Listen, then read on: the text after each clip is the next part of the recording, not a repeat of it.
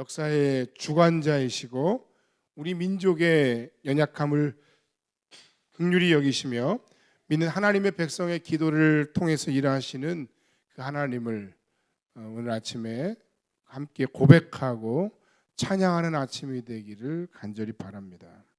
최근 우리는 일본과의 경제 전쟁을 치르고 있습니다. 아직 구체적으로 뭐가 나타난 건 없는 것처럼 보이지만 그러나 치열하게 지금 이 전쟁이 시작되어서 많은 국민들이 초긴장 상태에 있을 겁니다.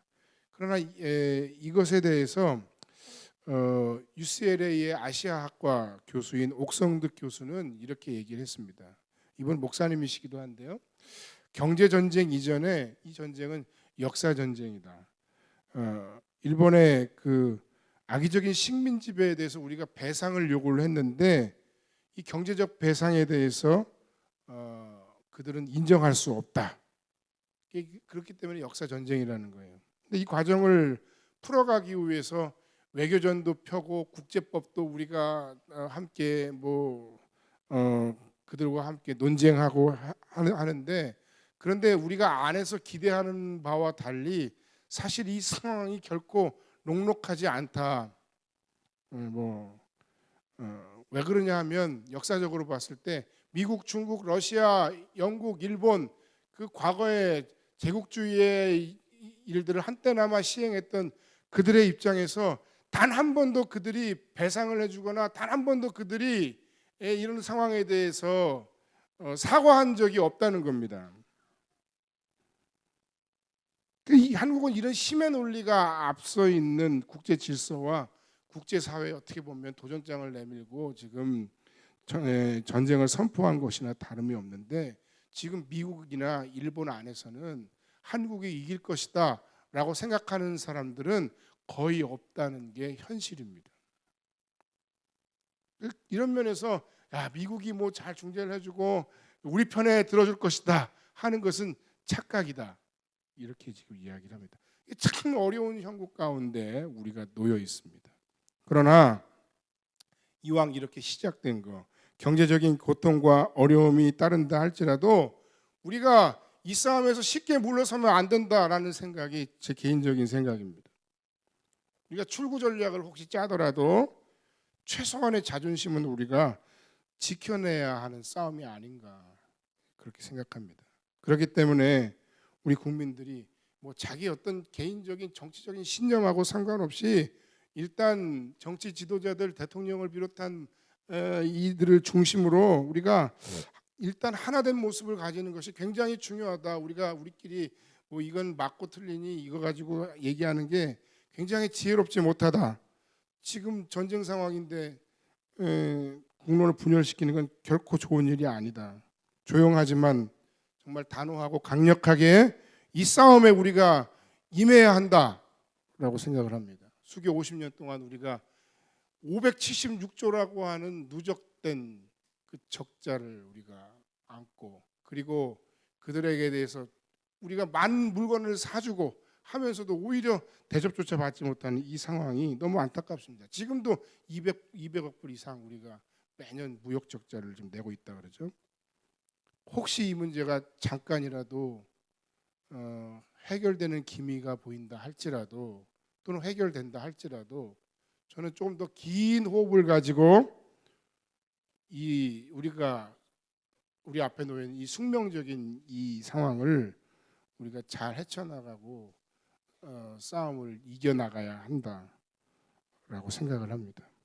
동시에 우리가 앞서 고백한 대로 역사의 주인이시고 연약한 자기 백성의 기도를 들으시고 긍휼히 여기시고 우리의 기도를 통해서 일하시는 그 하나님께서 미국보다 더 크고 위대한 그 하나님께서 그 하나님의 긍휼히 여기심과 그 도우심의 그 손길이 우리나라와 이 민족과 함께 하셔야 된다.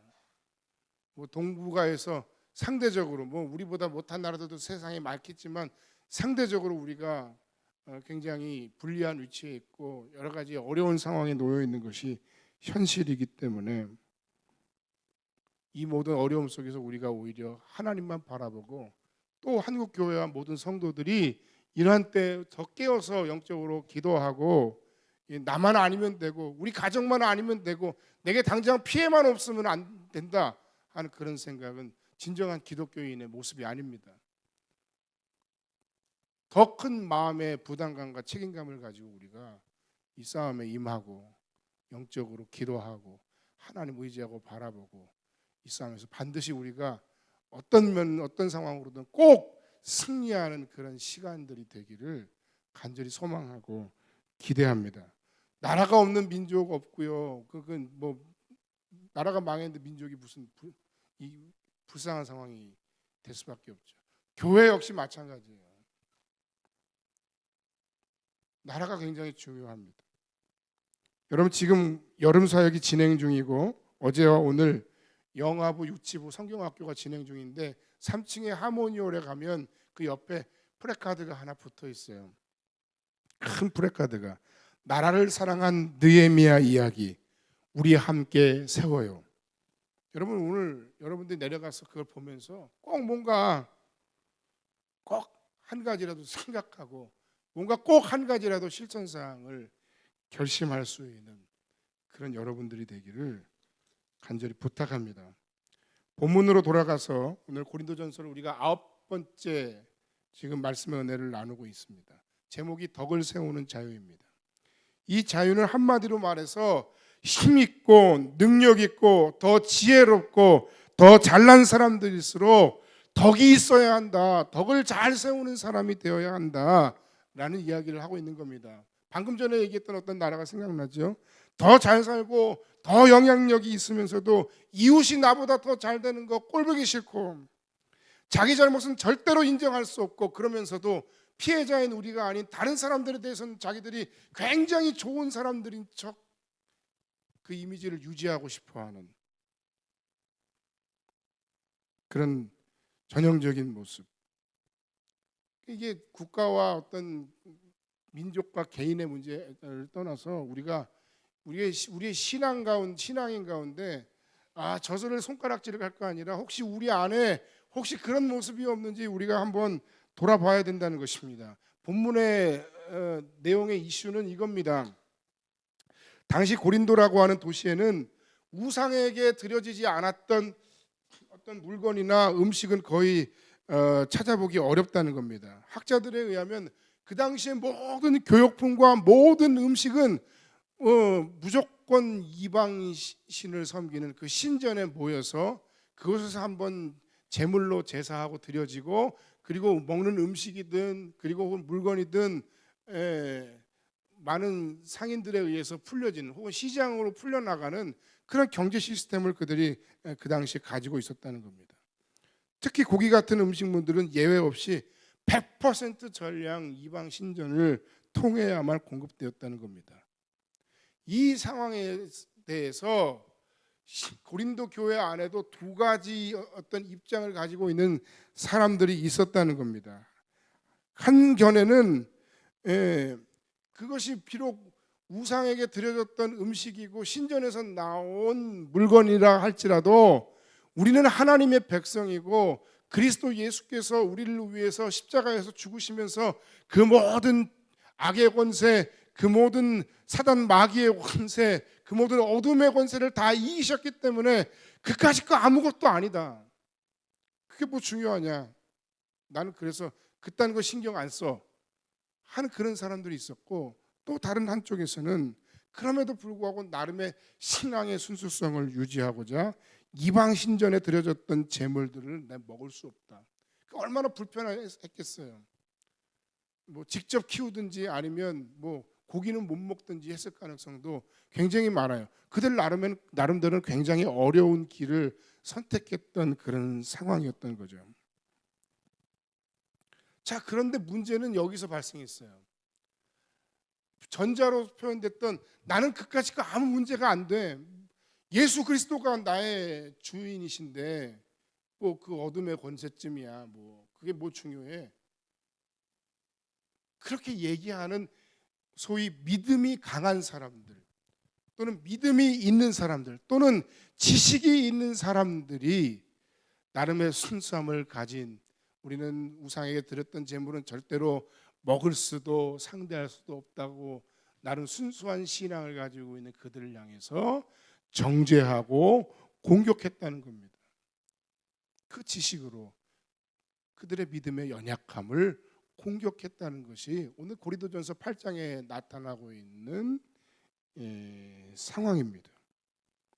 그러나 이 우상에게 드려진 제물로 먹는 문제는 전통적으로 소위 아디아포라의 문제라고 이야기를 합니다. 이게 뭐냐면 성경에 이건 뭐 이렇게 해야 된다, 저건 저렇게 해야 된다 하는 것이 아니라 선도 아니고 악도 아닌 가치 중립적인, 그래서 그거 자체로 선도 아니고 악도 아니지만 이것을 우리가 어떻게 해석하고 어떻게 선하게 사용하느냐에 따라 선도 되기도 하고 악도 될 수 있는, 규정할 수 있는 그런 이슈에 대해서 아디아포라라고 얘기를 합니다. 그렇기 때문에 자신들이 먹는 음식이 우상에게 드려졌던 음식이냐 아니냐 이것이 문제가 아니라 이 고린도 교회의 문제는 더 중요한 문제는 이것을 가지고 뭔가 형제를 비난하고 공격하고 정죄하고 그리고 그들을 업신여긴 것이 사실 먹고 마심의 문제보다 더 큰 문제였다 하는 것입니다. 이것에 대해서 바울 사도는 그들 가운데 믿음이 연약한 사람들 가운데는 너희들만큼의 지식이 없을 수 있다. 4절부터 8절 말씀을 통해 그 음식을 먹는다고 안 먹는다고 더 못 사는 것도 아니고 그 음식을 먹는다고 더 잘 사는 것도 아닌데 그것 가지고 얘기하지 마라.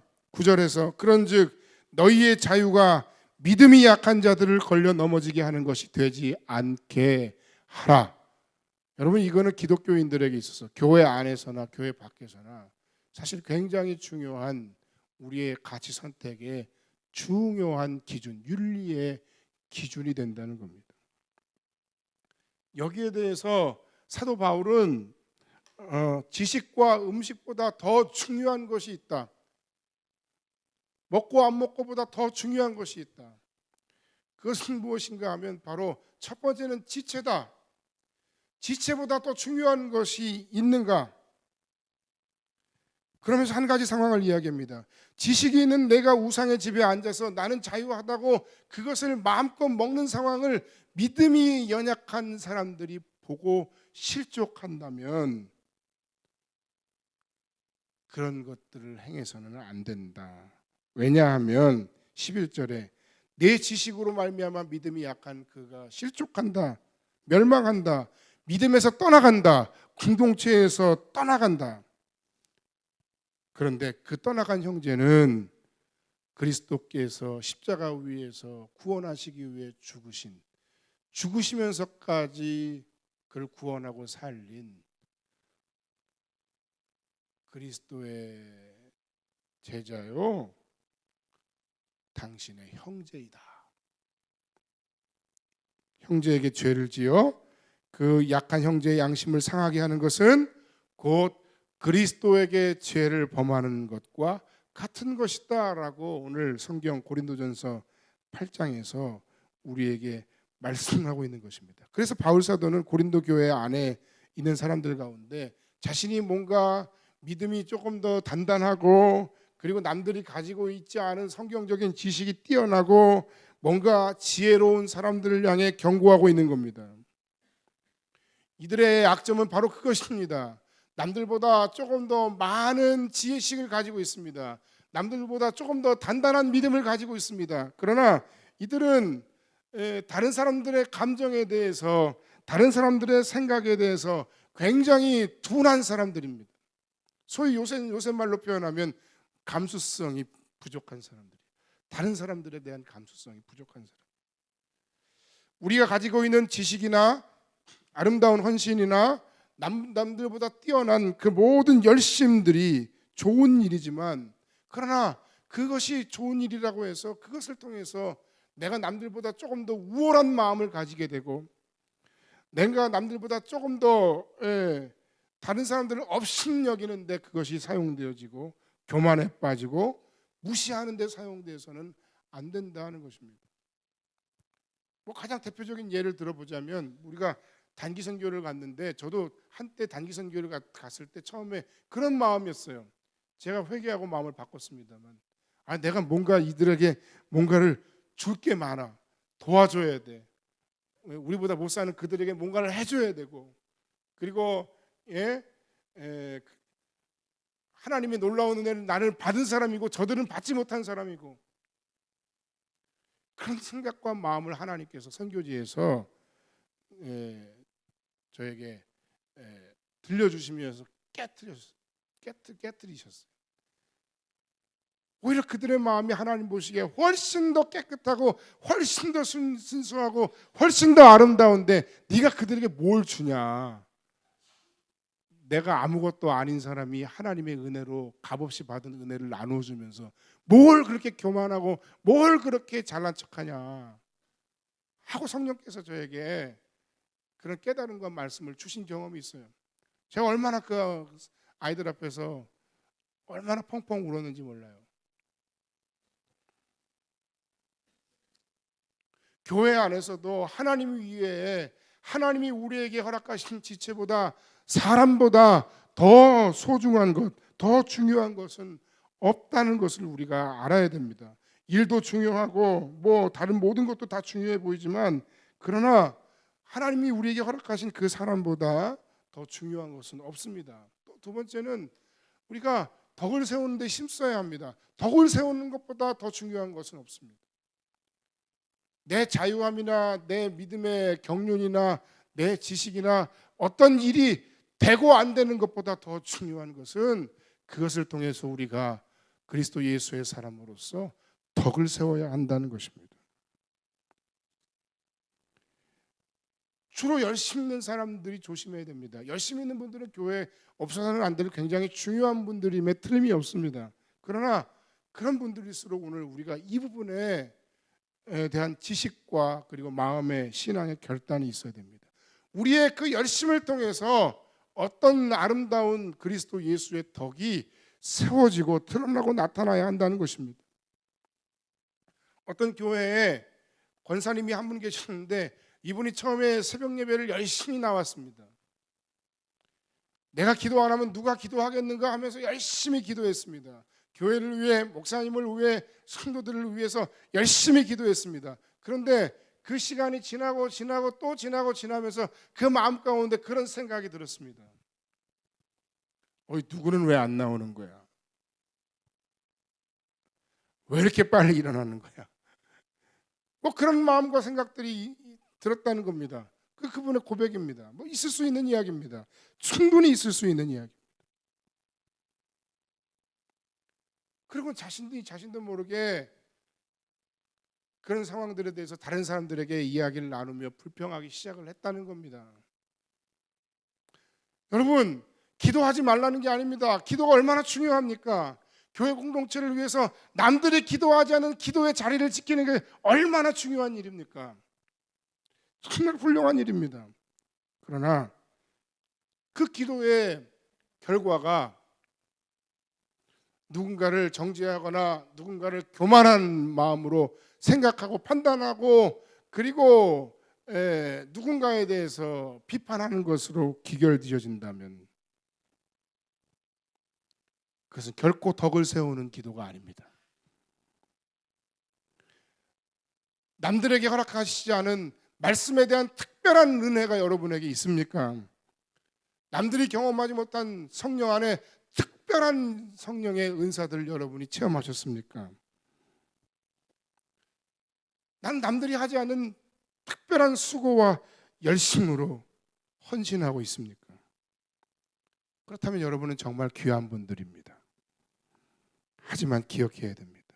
그 기도와 그 섬김과 그 성령의 은사들과 그 섬김과 지식을 통해 그 말씀의 은혜를 통해 우리가 덕을 세우는데 힘써야 한다는 것입니다. 모든 게 다 남들보다 열심히 해요. 정말 그분이 아니면 이 교회 일이 안 돌아가는 것처럼 보일 만큼 열심히 해요. 이런 분들이 많아졌으면 좋겠어요. 우리 교회에 소중한 분들이에요. 그런데 문제는 덕을 세워야 한다는 거예요. 말로 다 까먹으면 안 된다는 겁니다. 사람에게 상처를 줘서는 안 된다는 겁니다. 내 마음속으로조차 그 사람에 대해서 우월한 마음을 내가 가지고 그들을 비판하고 청지하고 판단해서는 안 된다는 겁니다. 이게 어렵습니다. 마지막 세 번째로, 그래서 이 덕을 세운다는 것이 도대체 무엇인가에 대해서 제가 생각해 보았습니다. 여러분도 함께 생각해 보시길 바랍니다. 이 덕을 세운다는 이 추상적인 이야기처럼 들리는 이 말씀의 실천을 도대체 우리가 무엇으로 규정해야 될까? 그것은 우리의 말과 행동입니다. 우리의 말과 우리의 행동이 다른 사람들에 대해서 조금 더 세심하게, 조금 더 배려 있는 말로, 조금 더 생각이 있는 행동으로 드러날 때 우리의 모든 사역을 통해 그리스도 예수의 아름다운 덕이 세워지고 선전되어진다는 사실입니다. 베드로전서 2장 9절 말씀에 보면 오직 너희는 택하신 족속이요 왕같은 제사장들이요 거룩한 나라요 그의 소유된 백성이다, 이렇게 얘기했어요. 베드로 사도가 우리를 향해서 그렇게 얘기했어요. 우리는 뭐라고 얘기했어요? 왕같은 제사장이래요. 거룩한 나라고 하나님의 소유된 백성이래요. 아니, 이렇게 영광스러운 일이 있을 수 있습니까? 우리가 이 말씀을 가만히 생각해서 보고 우리의 삶의 형편을 돌아보고 우리의 과거를 생각해 보면 이건 정말 엄청난 하나님의 말씀이에요. 가슴이 정말 뛰는 이야기예요. 그것이 내 정체성이라는 거예요. 왕같은 제사장이래요. 개신교는 만인사제를 얘기하죠.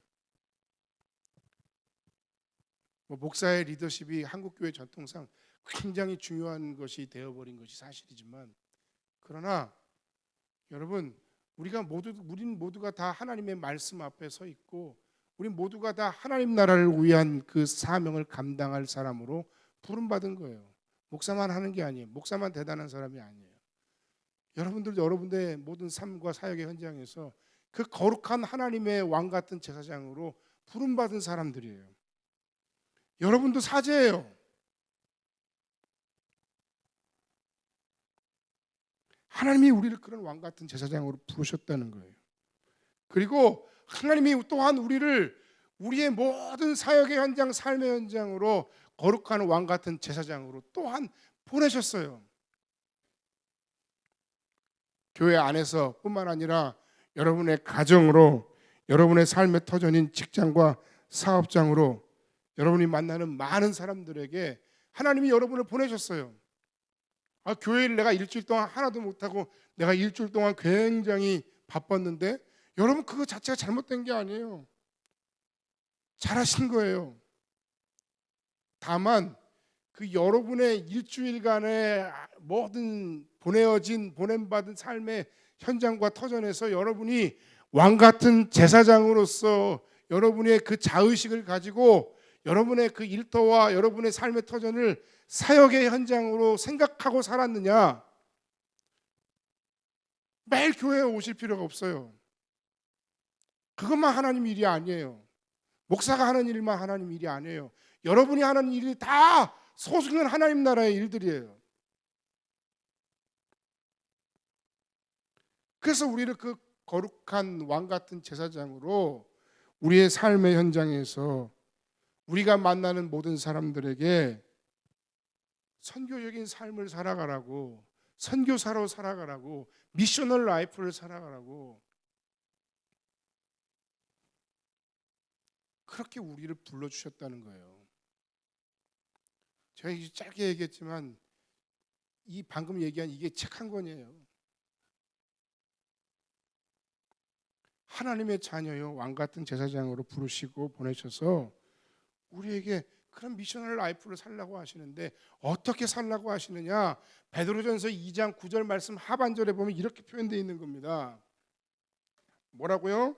이는 너희를 어두운 데서 불러내어 그의 기이한 빛에 들어가게 하신 자의 아름다운 덕 덕을 선전하게 하려 하심이라. 할렐루야. 덕을 세우라는 거예요. 일만 하지 말고 그리스도의 덕을 세우라는 거예요. 바로 그게 선교라는 거예요. 선교사님들의 선교도 너무 귀하죠. 우리도 정말 우리 없는 형편 가운데 오실 때마다 선교사님들 정말 최선을 다해 우리가 섬기고 있어요. 뭐 다 일일이 뭐 다 이야기할 수 없고 밝힐 수는 없지만 정말 우리 형편 속에서는 최선을 다해 섬겨요. 그것도 귀하기 때문에 그래요. 그런데 그것만 귀한 게 아니에요. 여러분의 삶의 현장에서 여러분이 만나는 그 사람들과의 관계 속에서 힘이 빠지고 삶이 지쳐서 위로가 필요한 그들에게 하나님의 이름으로 그리스도 예수의 사랑으로 그들을 권면하고 위로하고 안아주고 격려하고 세우면 그게 선교예요.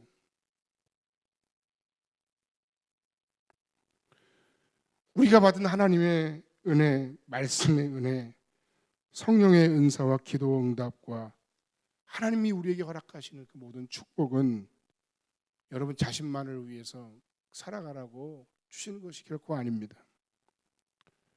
그것은 공동체를 위한 것이며 동시에 보냄받은 우리의 삶의 현장에서 우리가 만나게 될 사람들을 위한 것이며 그들 속에서 우리는 선교적 삶을 살아내야 합니다. 어떻게 해요? 덕을 세움으로. 그 덕을 어떻게 세운다 그랬어요? 여러분 우리가 살면서 저도 반성해요. 너무 힘들고 너무 피곤하고 너무 복잡하니까 되게 예민해요. 되게 날카롭게 반응해요. 별것도 아닌 거 가지고 우리가 각을 세워요. 그 덕을 세우는 거하고 반대의 일이에요. 우리가 말 한마디를 해도 우리가 너무 밉게 해요. 예쁘게 하지 않아요. 그 덕을 세움의 진정한 실천은 바로 거기에서부터 시작하는 겁니다. 나의 그 말 한마디, 나의 그 행동 하나하나가 상대방을 향한 세심한 배려의 말과 행동이어야 하고 방금 말씀드렸던 것처럼 그것이 바로 선교예요. 그것이 바로 선교적인 삶이에요. 선교적 삶의 시작이에요. 지친 사람들을 그래서 위로하고 싸움 나기 직전의 사람들을 화해시키고 중재하고 그 가운데서 나의 유익을 구하지 않음, 나를 드러내지 않음, 이게 얼마나 어려운 일이에요. 그것을 통해 우리는 그리스도 예수의 덕을 세울 수 있다는 거예요. 우리가 삼위일체 하나님을 고백하죠. 성부 하나님은 우리를 창조하시고 우리의 죄로 인해서 이 세상을 구원하시기 위한 구원의 역사를 디자인하셨어요.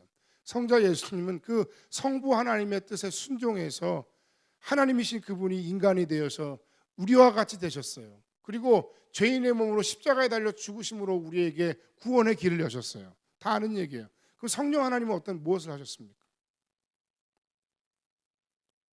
너무 조용하죠. 성부 하나님과 성자 예수님께서 행하신 그 모든 일들을 우리의 마음 가운데 우리의 삶 속에서 깨닫게 하시고 증언하시고 진리를 알게 하세요. 그게 다예요. 제가 왜 이야기를 하는 줄 아십니까? 조용히 하신다는 거예요. 그래서 여러분 진짜 성령 충만한 사람들은 요란하게 하지 않아요. 조용히 누군가를 섬기는 거예요. 세심한 말과 그리고 배려하는 행동으로 그들을 세우는 거예요.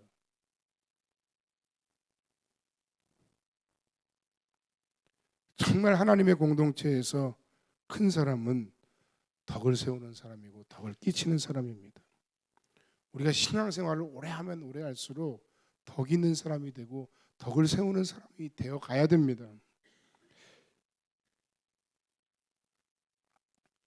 그래서 하나님께서 우리의 인생을 통해서 오랜 시간 우리를 깎으시고 우리를 다듬으셔서 정말 예수 닮은 주님 닮은 성품을 갖게 되고 우리의 인생과 삶 속에서 성령의 열매들이 이전보다 더 탐스럽게 연글어가는 그런 복된 인생이 되시기를 주님의 이름으로 간절히 축원합니다. 그런 사람이 되기 위해서 우리가 해야 될 게 바로 이런 거예요. 뭐예요? 다른 사람들을 볼 때 내 판단이 아니라 내 선입견을 가지고 내 기준을 가지고 그들을 바라보는 것이 아니라 성령님의 마음 가운데 그 성령님이 바라보시는 그 시각과 눈으로 그를 바라볼 수 있도록 우리의 마음을 주장해 주세요. 내 판단과 내 경험과 내 결론이 그에 대한 마침표가 되지 않게 해주세요. 바울은 오늘 그 믿음이 연약한 사람들, 야 너네들은 왜 그것도 모르냐, 그것 하나 이기지 못하냐, 그렇게 믿음이 연약해서 어떻게 라고 말하지 않았어요. 너희들은 틀렸어 라고 절대로 말하지 않았어요. 오히려 그들은 믿음이 연약한 자들이고 미숙한 자들이에요. 그렇기 때문에 그들을 어떻게 내가 도울 수 있을까라고 생각하면서 마지막으로 나는 그들을 위해 내 자유함을 포기하겠다. 고기를 먹어도 되지만 난 고기를 먹지 않겠어. 고기 먹지 말라는 얘기가 아니고 그 상황 속에 그러면 그가 먹지 않겠다고 고백한 그 고기가 오늘 우리 시대에는 무엇일까? 우리 하나님 앞에서 우리의 지체를 위해서 혹은 우리의 이웃을 위해서 어떤 선교적인 결단을 해야 될까 한번 생각해 봐야 됩니다. 여러분, 우리 공동체가 조금 더 하나님의 놀라운 사랑과 은혜 가운데서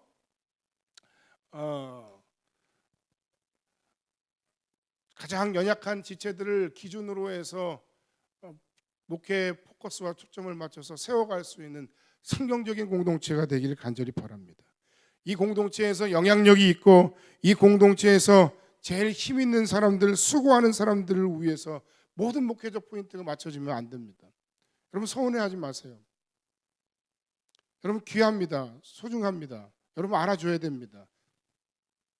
여러분에 대해서도 최선을 다할 겁니다. 그러나 이 교회 공동체가 진정 건강한 성경적인 선교적 공동체가 되기 위해서는 우리 공동체 안에 가장 연약한 지체들, 가장 힘이 없는 지체들을 바라볼 수 있는 성숙함이 필요합니다.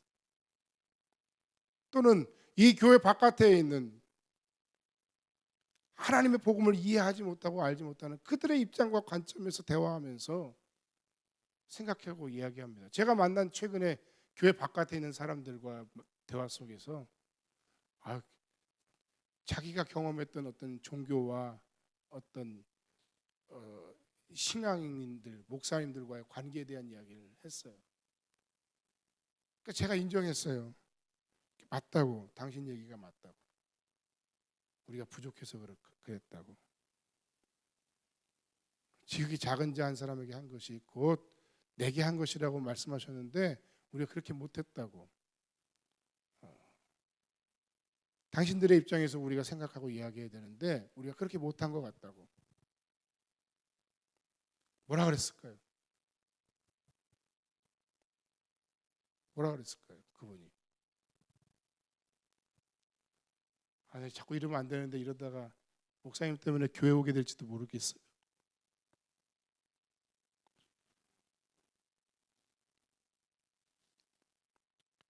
덕을 세우는 세심한 배려는 사람들의 마음의 벽을 허물 수 있는 가장 강력한 힘이 있습니다. 교회 공동체 안에서 사람의 변화는 강대강 힘으로, 논리로, 말로 그들을 꺾고 누르는 것이 아니라 마음의 벽을 허무는 세심한 배려에서부터 시작됩니다. 세상 속에서 사람을 회복시키는 힘 역시 우리의 진솔함과 하나님의 은혜를 기억하며 우리의 마음의 선입견을 허무는 데서부터 시작됩니다. 오늘날 많은 사람들에게 성녀로 추앙받는 테레사 수녀가 이런 얘기를 했습니다. 난 결코 세상을 구원하려고 한 적이 없다. 난 다만 오늘 하나님께서 내게 만나게 하신 그 사람 한 사람을 안아줬을 뿐이다. 그 한 사람을 안아주고 또 다른 한 사람을 또 안아주고 그 안아줌과 섬김과 배려와 그 격려가 쌓이고 또 쌓여서 덕이 되는 것입니다. 그 작은 자 한 사람에게 한 것이 곧 나에게 한 것이다. 오늘 우리 교회가 그리고 여러분의 삶이 덕을 세우는 선교적 삶이 되시기를 주님의 이름으로 간절히 축원합니다.